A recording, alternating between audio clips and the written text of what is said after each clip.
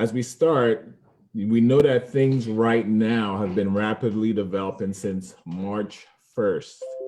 And during this period of uncertainty, we still want to provide resources for our clients and the families on what we are going to do to ensure the continued proactive representation of your interests. So DEM Financial and Real Estate team will focus on communicating messages with regards to response efforts, which we hope will mitigate the impact on your businesses, your mortgage, your rent, and income. We also want you to know that our mission remains the same, and we are fully operational during this pandemic, and we will continue to provide resources to our resources you depend on while we know there are challenges to this new reality as we adjust to social distancing, travel restrictions, work from home, and reschedule or cancel meetings across the state, city, and county. We will be implementing comprehensive teleworking strategies for conducting these interactions that allows us to protect you, our clients, and respect the role we all have to play in preventing the spread of the virus to our families, friends, and communities. So today, we have something very special. We have our first team video conference forum where one of our special DEM financial team members, Natasha Howell, where she will be discussing how COVID-19 is going to impact tenants and landlords in 2020. So as we start, introducing Natasha and the rest of the team to our residing broker and owner of DEM Financial and Real Estate, Denise Mathis. Go ahead, Denise. Hello, everybody. Denise Mathis. I am the designated broker here for DEM Financial Services and Real Estate. Today, we are going to have an education forum on the tenant and landlords as it relates to COVID-19. To do a little housekeeping, our Department of Real Estate number is DRE 011-77812. This is an informational forum. It is not to be legal advice or tax advice. If you need either of those, please consult the correct professional. We have a few of our team members on, and I'd like for them to introduce themselves before I introduce the speaker. Hi, I'm Renee Giese. Welcome to the COVID-19 Landlord and Tenant Forum. I'm here to assist with technology. So please drop your questions in the conversation or chat box. We hope you get a lot of good information in this forum. Thank you.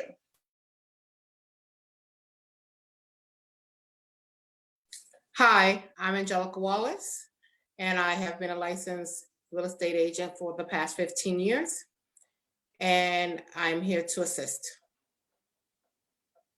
Thank you, Angelica. So today's featured speaker is part of the DEM team, Natasha Howell. She runs our property management division, and she is very well qualified. She is a certified apartment manager, a California certified residential manager, and a certified property manager. Natasha manages over 400 properties. Yes, 400. In addition to that, she is a commissioner on the Oceanside Housing Commission, and she also serves on the San Diego Apartment Association. So without further ado, we like to turn this over to Natasha, but our format is going to be, Natasha is going to tell you about the moratoriums, what they are. We do want you guys to realize that every city, county is different, so you do need to pay attention to where you actually reside or you have properties. And then she's going to go into landlords, tenants, and then tell you how she manages her portfolio, and then we'll open it up for questions and answers. So, Natasha Howell. Hi, good evening, everyone. Again, thank you, Denise, for that gracious introduction and for having me. As a member of this community and by way of career of a residential property manager, I do believe the biggest takeaway that we're all going to receive from this tenant landlord forum is understanding that we're all in this together. I believe with the helpful best practices that I will be providing and presenting, it will assist with miscommunication, discomfort, and confusion as we are all dealing with this financial matter. First, I would like to highlight the resolution issued by the County of San Diego Board of Supervisors. Please note, as Denise discussed a moment ago, that each city has different adoptions and resolutions to this matter. I will do my best to point out the differences ultimately it has upon you, the landlord and the tenant. But you ultimately have to do your research and figure out what city that you stay in to make sure that you're practicing the best practices. For anyone that needs more information after this forum, please send us a message and we will send you over any attachments or documentations that we do reference. On March 14th, the San Diego County Board Supervisors signed a rent resolution eviction moratorium. This resolution was put in place to protect the health and safety of its citizens and create housing stability during the COVID-19 pandemic. This resolution is a temporary relief for all commercial and residential tenants that reside in the city.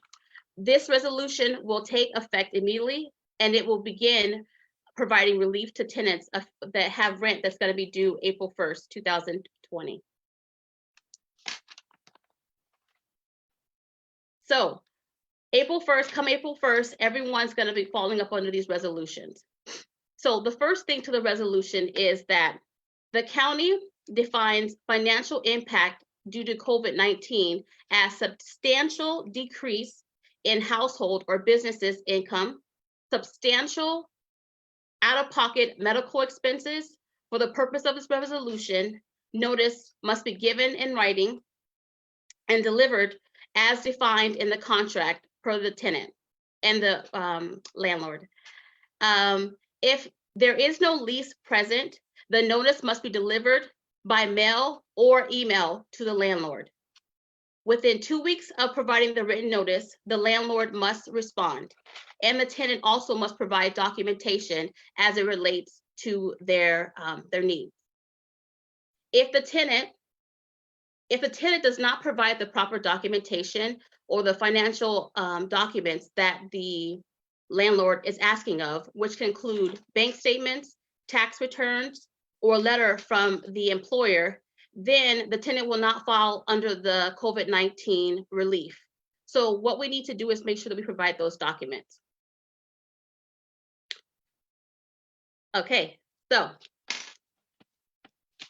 we also want to make sure with having the documentations as a landlord, we want to make sure that tenants understand per this memorandum, that tenants understand that this document does not abate nor negate nor defer rent payments, that rent is still going to be due, but they're providing this relief and payment arrangement to assist individuals that are in need of relief. So tenants, please understand that rent is due. This temporary relief is going to take effect all the way until May 31st, 2020. Now, earlier I mentioned that this resolution came from the County of San Diego Board Supervisor. I am aware that other cities have created their own resolutions put in place, like the City of Oceanside, and we'll discuss that a little bit later. What we want to take from this is that the landlords, if you are a landlord, by now you should have already given your tenants some sort of notice letting them know that you understand and you empathize with them that their rent might be late due to the financial impact of COVID-19. What you also want to let them know in the letter is that the rent is still going to be due. I would suggest that you put in the letter that the rent is still going to be due and that you give them some form of communication that they can reach out to you and set up some payment plan. What has been outlined in the resolution put in by the County of San Diego or the City of Oceanside is giving residents or tenants a certain amount of time to provide that documentation. Whether it be 5 days up to 15 days, what you want to do is provide that documentation as I listed before, which is bank statements, tax returns, or a letter from the employer stating that you are unable to pay your rent because of the financial impact it has placed upon you. At that point, once the landlord receives the notice, at least 48 hours after that, the landlord wants to respond to the tenant, letting them know that they're establishing a payment plan. Again, tenants, please understand that rent is still due, but it is being it's being deferred in a matter of a payment arrangement. And that payment arrangement will start as early as June 1st. Now, if you're able to pay some of your rent prior to June 1st, please pay your rent. As we've stated, that the rent is not in any case, form, or fashion going to be waived, okay? This is a payment plan to assist residents come out of the financial burden they've been placed upon based on the impact. Again, it is the tenant's responsibility to inform the landlord prior to the due date of the rent if they are facing financial impact, okay? We highly recommend that you do not wait until the 2nd of the month to explain to your landlord that you are unable to come up with the rent, okay? As a landlord, it is a best practice for you to send out that notification to your tenants, letting them know that you do show empathy with them for a numerous of reasons. First of all, it gives you a better understanding of how the tenant's financial burdens is going to impact your business, okay? You can be able to see how you're going to staff your team or how you're going to be able to pay some of your expenses. The biggest line is making sure that you guys keep the lines of communication open, okay? Making sure that all agreements are in writing or per the contract. If you have a disabled related need and you are not able to put your request in writing, then landlords, as a best practice, please make sure that you hear the verbal concern and reply in writing to the tenant, letting them know that you understand and you want to set up a payment plan. As Denise Mathis mentioned earlier, I'm also a member of the Southern California Rental Housing Association, and I'm also on the Committee for Education. And the association was so kind to put together a hardship consideration payment plan form. So landlords, if you do not know of how to structure your payment plan or hardship, you can log on to the Southern California Rental Housing Association, and it's form 298 or 280 that will assist you and pretty much write out for you exactly what you need to do to better assist your tenants in structuring the proper payment plan. Per the resolution, depending again on which county you reside in, you can have for as short as 3 months up to a year to make your payments. Tenants, please stick to your payment plan, but for some reason, if you're not able to come up with the funds or meet your payment plan that month, again, it boils back to communication is key, and you are responsible for letting your landlord know if you're not able to make the payment. Again, understanding that this resolution for any county or city is temporary, and if you default on your payment, eventually you could be evicted for non-payment of rent. And us as property managers, we do not want to evict anyone for non-payment of rent, especially during these times. That's why it is key that you and the landlord and the property manager and the tenant work together to come up with a resolution, okay? As a tenant, if you enter into a payment arrangement based on the financial impact of COVID-19, if you choose to give back possession before your lease is over or vacate the premises, skip, and believe that you are not going to be held financially responsible for the outstanding balance, the way that it's written in the majority of the resolutions in the county and the San Diego is that you will be financially responsible for paying the fees back.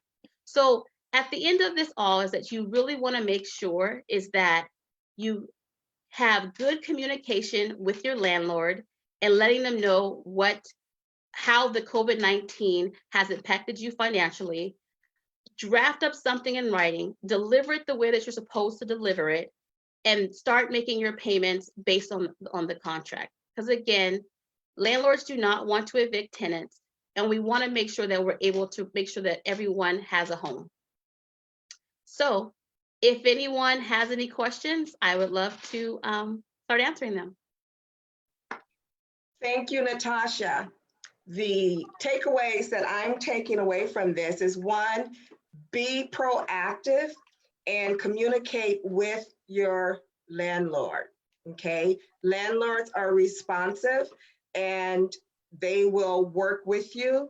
Every municipality's moratorium is slightly different. So if you live in the city of Oceanside, it's not the same as the city of San Diego, or if you're out in the county in Spring Valley or Lemon Grove, everything's a bit different. So you can go to each of their websites to find out what the moratorium is.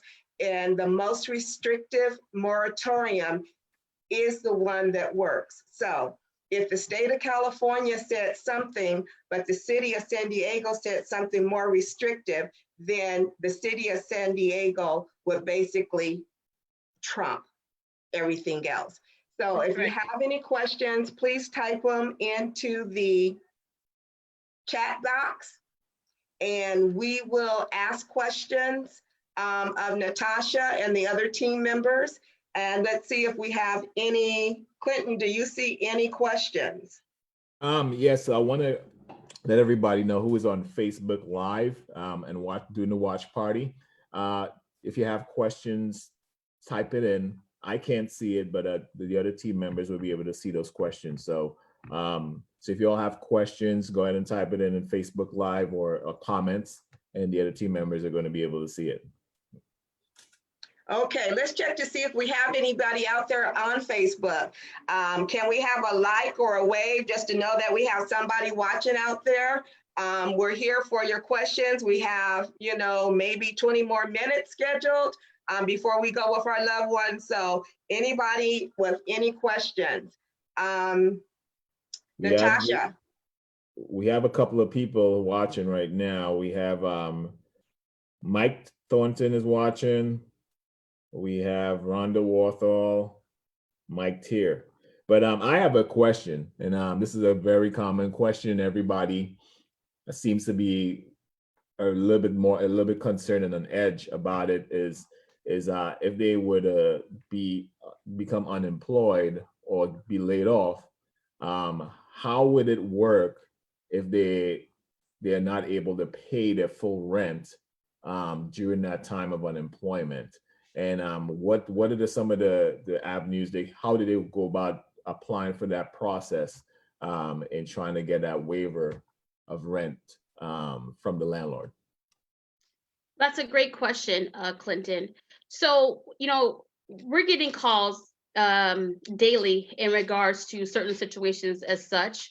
And so first, because not every tenant understands the process on what exactly they have to do. So we recommend to them, since they were employed, to definitely reach out to the unemployment department to go ahead and file paperwork. But in the meantime, because we don't know what's going to happen in the next 90 days or 120 days. So they would still fall under that COVID relief plan.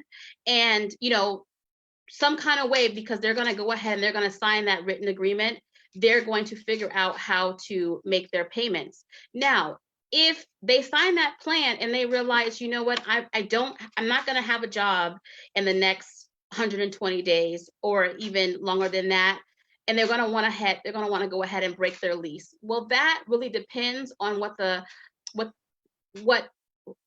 they live, what the community policy is, what the landlord policy is as far as breaking their lease. I know from a property manager standpoint, we rather have a vacant apartment than someone in there that cannot pay the rent. So again, I think I'll bring it back to communication is key, because even though right now we are facing these hard times, we're still getting calls for individuals that are looking for places to live. So maybe we can relieve the tenant of, getting someone else to take over that apartment with the proper communication. So the biggest thing is communicate with your landlord if you realize that you're not going to be able to fulfill your contract, and seeing what you guys can agree to. Thank you. Just want to say hello. I see a couple of our colleagues are on. Erica Walker, she's a broker up in the North County area. She specializes in San Elijo Hills. Hi, Erica. Thanks for joining us. Robin Simon. Hi, She's- Robin. She's a broker out in the East County area. Hi, Robin. Thanks Hi, for Robin. joining us. And if you guys have any questions or comments, please throw them into the box. We see our team member, Michael Thornton. He's on, and he's one of our agents here. So I see a question also. How long do I have to pay back? Okay, I lost my job. How long do I have to pay back? So again, as Denise mentioned earlier, it depends on which city you live in.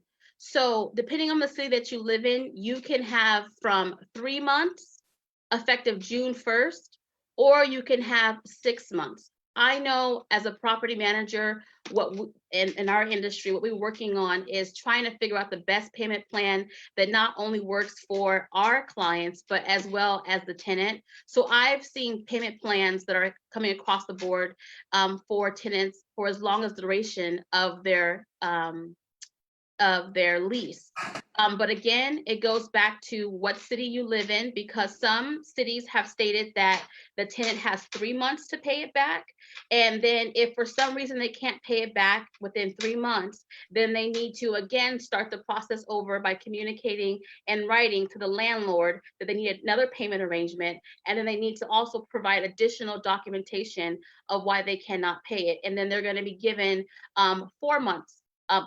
Total 4 months to pay it back, but the tenant needs to understand that they will not fall under the guidelines of the relief if they have to extend it outside of the payment arrangements that were defined in the resolutions, depending on the city. Okay, thank you, Natasha. So to reemphasize, every city is different. Some are 3 months, and you can go back in and ask your landlord for an additional month, okay? Now, let's just say it was 3 months for where you live. You went back in and asked your landlord for an additional month, and he agreed to it, or she agreed to it. That doesn't mean that you and your landlord cannot work out something. It's between you and the landlord. So if you two together, the people on the lease and the owner or property manager of the property, decide to go for 7 months, 6 months, and it's outside of the moratorium, that is what you and your landlord are doing, or what the landlord and the tenant desires to do. So the moratorium is to help prevent people from being with the anxiety of not having a place to live.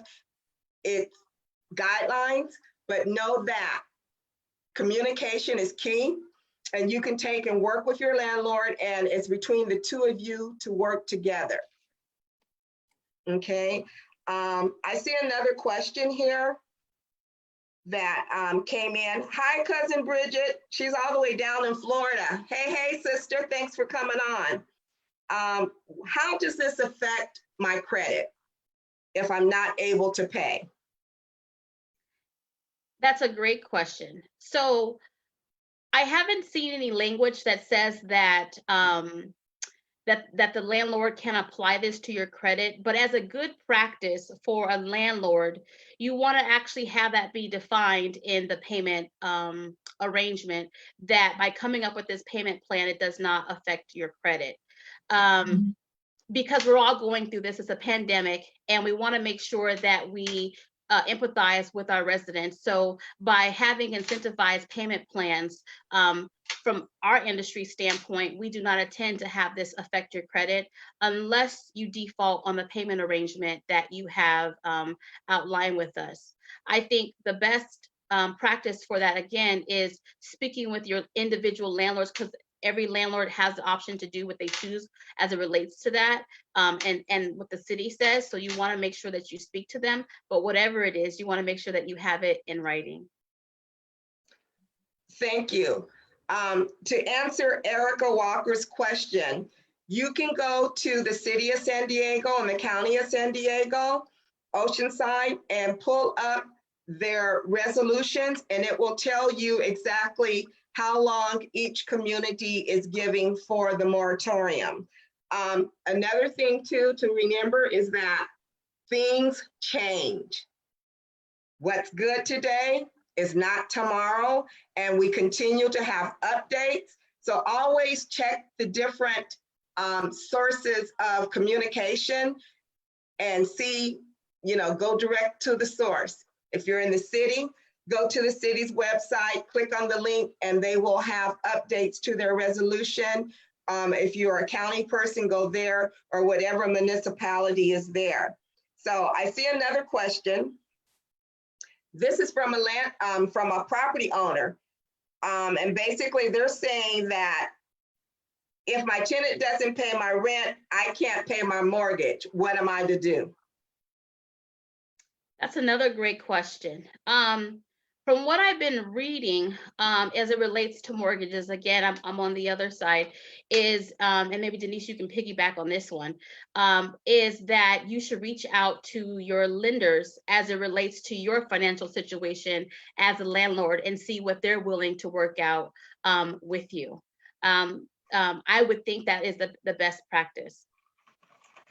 Okay, and this isn't the forum for that, but having a little bit of information, because we are a full service brokerage, and for the property owners to know, there are procedures put in place for you and missing your payment. So again, just like the tenant needs to reach out to you, you need to reach out to whoever it is that your mortgage is with. Many mortgage companies have already said that they will give, leeway. They're not going to put it on your credit report, etc. But if you're with, Bank of America, call Bank of America. If you're with Chase, call Chase. If you're with Mr. Cooper, call them, let them know what your situation is, and be proactive too. So property owners, be proactive, and let's go from there. We have a question from Ellen Nash. She says she has a question. She says she wants to know about landlord support and any resources available to assist renters with rent, mortgage, and utilities. Can you repeat? Go ahead and repeat that. Yeah, so Ellen Nash, she wants to know about landlord support and any resources available to assist renters with rent, mortgage, and utilities. Are there any resources out there that they can turn to if they can't pay their rent or they can't pay their utilities? Okay. Yes. Oh. Go ahead, Natasha. Okay, sorry. Actually, yes. Again, I'm gonna point back to the California, the Southern California Housing Rental Association. On their homepage under COVID-19, we actually have a FAQ page that answers a lot of questions as it relates to what's going on. But there's also a resource of links that we're told to give out to our residents as it relates to some sort of financial relief. And Ellen, after this, I'm sure we'll be able to pass that along to you if you're not able to find it. Right, we should be able to place that resource, if not a link, a PDF on our Facebook page, which is DEM Financial Services and Real Estate.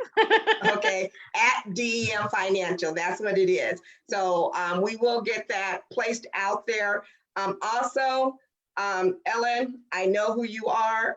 Go to Councilmember Montgomery's page. She has a lot of resources out there. And there are a few other, Reverend Shane Harris has resources. And then also when it comes to the water bill and it comes to the gas and electric bill, call the utility companies, okay? The biggest thing, you know, the fear, we're all fearful, but the biggest fear is not knowing. That's correct. Call SDG&E, let them know what's going on, okay? They're gonna make payment arrangements with you, okay? Call the city, water utilities, if you're in the city of San Diego. Call them, let them know.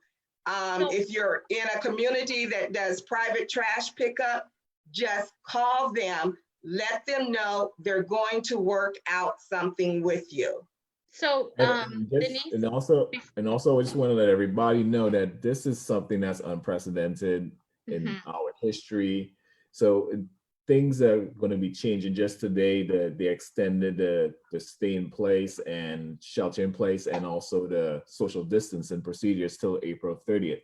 So that means people are going to be affected until April 30th, and the whole COVID-19 package was for just a couple of, for 1 month.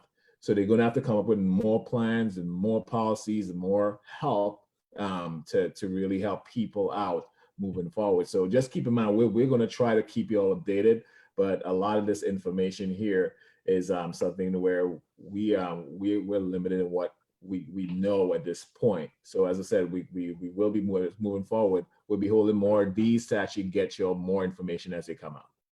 not only that is what I was going to say is we are still in the early stages of all of this, you know, and so we had to quickly make the necessary operation adjustments to be able to better assist our residents. So as Clinton was saying just moments ago, as information is coming in, we're filtering it out to our tenants, letting them know. So if you are a property manager representing a landlord or a landlord, again, communication is key. Get out to your tenants before they come to you with questions, because they look at you as the person who knows everything, especially since it's your property that you own or that you manage. So get the information out to them, provide the links to them before they come to you, so that way they can have a better financial scope of how they're going to be able to work it out and be able to stay in that place, because the majority of the tenants want to stay where they're staying. So as information comes in, we're going to be tweaking. We're probably going to have another forum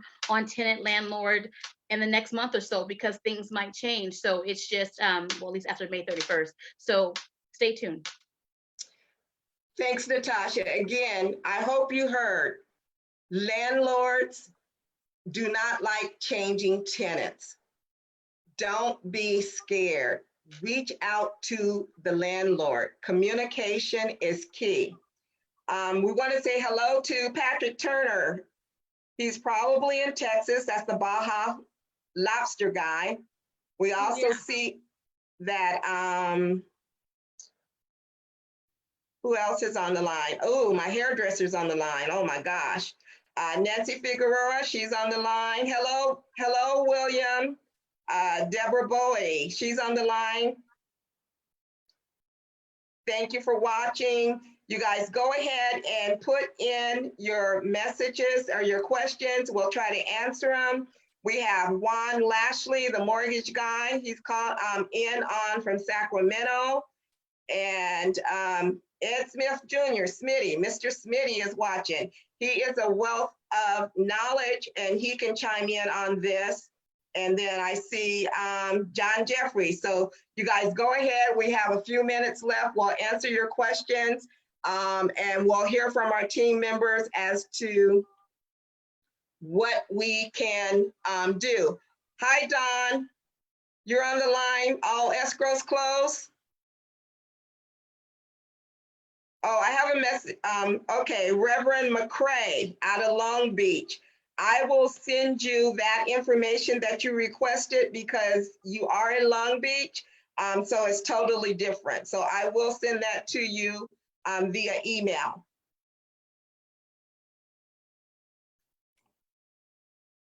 Welcome, Jackie Jefferson. Thanks for joining. So Natasha, do you have anything else you want to add in? I just want to point out because again, as a property manager, it is your responsibility to stay abreast on all state and local laws. And I've been in several group chats on Facebook as it relates to tenants, as it relates to landlords. And the biggest thing is that tenants, please understand that that what we're talking about here, at no point are we saying that you do not have to pay your rent. You do have to pay your rent, but if you are facing a financial burden or an impact because of COVID-19, we are willing to work out an incentivized payment plan with you. I know for all the units that I manage, for example, and also we've had to change our operations with the office. We don't even have public contact anymore. Everything is done remotely or via electronic services. We waived all online payments for individuals that service fees for individuals that are going to be paying online since they can't come into the office physically. And we've waived even the credit card fees, which is 2.9%, just because we understand individuals, if they don't have funds, they're going to be tapping into their credit. And so I just want you guys to know is that we as property managers are willing to work with you. And if you happen to find, if your landlord for some reason is not willing to work with you, then we can definitely provide the resources that's necessary. And Denise will talk more about that towards the end, about how you can get some representation, because as a property manager, it is our responsibility to understand all state, local, and federal laws, especially as it relates to something so serious as this. So please, if you have questions, we're here for another 20 minutes. So I would love to hear from you. Yeah. Okay, Natasha, I have another question. Yay. This person says, I am affected by COVID-19. My rent is $2,000 a month, but I really can't pay the whole thing. What should I do? So the first thing that you should do is let your resident know, let your landlord know immediately, letting them know in writing and serving them properly as it states in your lease agreement. So that way you and your landlord can sit down and have a conversation via electronic services. Of course, we're practicing social distancing, and I'm coming up with the best payment plan that works for you and your household. Generally, as property managers and owners, we do not accept partial payments, but I also have tenants that say, hey, Natasha, I have $1,500 of the rent. Can I pay the $800 on the 20th of April? Absolutely. Put that in writing as well, and go ahead and make sure that you perform on exactly what you said, and you should be fine. You just want to continue having a healthy, lasting and trusting relationship with your landlord and your tenant. Thank you, Natasha. I have another question here from another landlord. Okay. They want to know if they can talk to you one-on-one. Absolutely. Okay, that must be a real good question. So here's another question. Okay. If this person says, if I was behind on my rent before the moratorium, how does that affect me? Well, I would have to say it depends. If you mean behind and you were already under eviction, because generally that's what happens.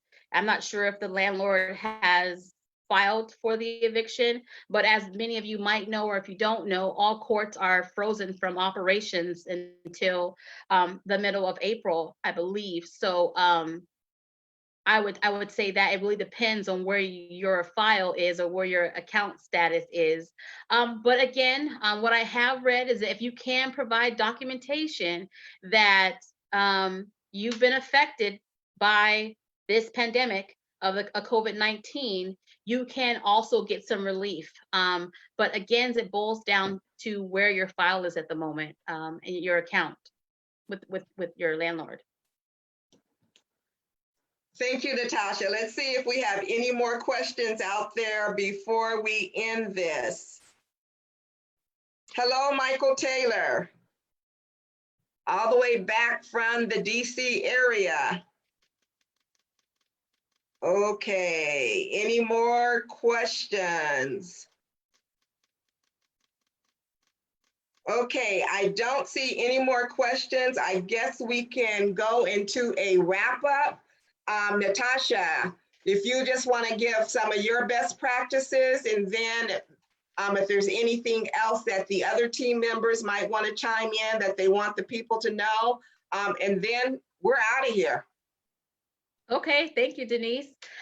Some best practices and takeaways from this forum is, by now, if you are a property manager or a landlord, you should have made the first point of contact with your tenants, letting them know and also reminding them that you understand, you empathize with the situation, but that rent is still due. I highly suggest, because I've been seeing also tenant forums where they go online and post property managers' letters, making sure that it's drafted very well and maybe looked at by an attorney before you send it out, that you understand things could be happening financially with them, but you understand that rent is due and it's due under these terms, and that also, if anyone's facing financial hardship, to let you know by March 31st. And the reason why, from a property manager or landlord's perspective, is so that way, again, as I stated earlier, you can understand financially how it's going to impact your business and your daily operations. And if you have employees, you probably have to pay them.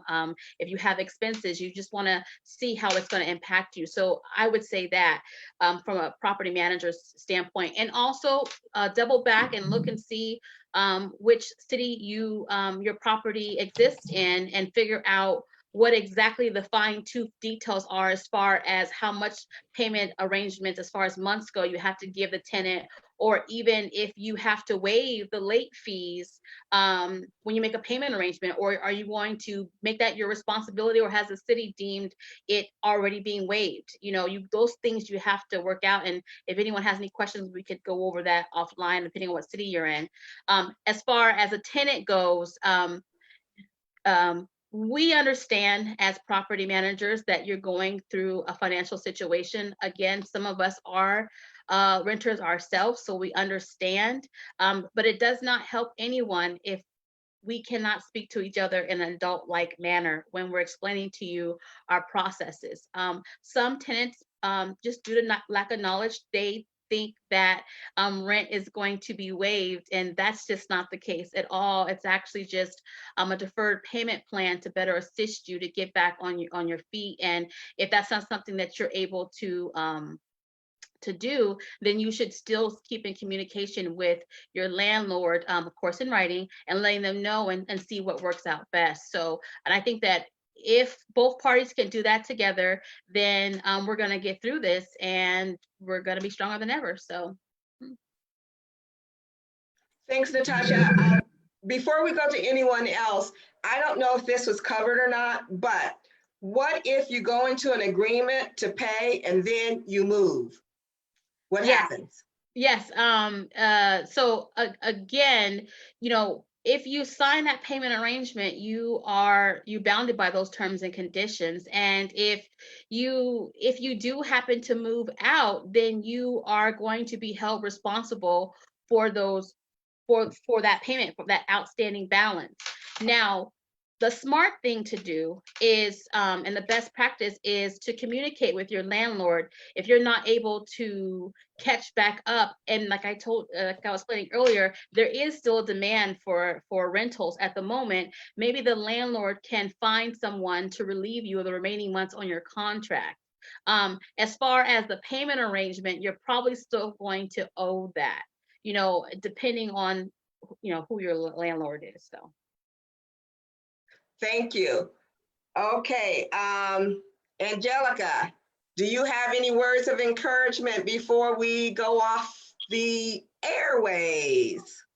Well, just to reiterate what Natasha has been saying, that everything is about communication. We are all adults, and communication is key. Personally, if you are having any financial issues, then go ahead and talk to everyone that you have to pay a bill to, and communicate with them and see what arrangements they can make with you. Also, don't use this as a a scam, is my best way of saying it. If you're able to pay your bill, pay it. Let those who really need the support get it because they're really in a financial hardship. But if you can pay your bill and you're not out of work, or you may have just missed 5 hours and maybe $10 on your paycheck, don't claim that you are in a financial hardship if that is not the case. Let those who really need the support get it. And then again, if you are in that situation, communicate with SDG&E, with Cox, with Dish, with your Toyota, who, if you have a car note, communicate with them so they can make that arrangement with you, and just stick to that arrangement. And if they say they can do 1 month and you see we're in a situation where it goes into June and July, then call them again. Just constant communication. That's the only way they can assist you, and they can know that you need assistance. And that's basically it. Thanks, Angelica. Clinton, Yes, what words of wisdom do you want to say? just two things, and I'll be real quick.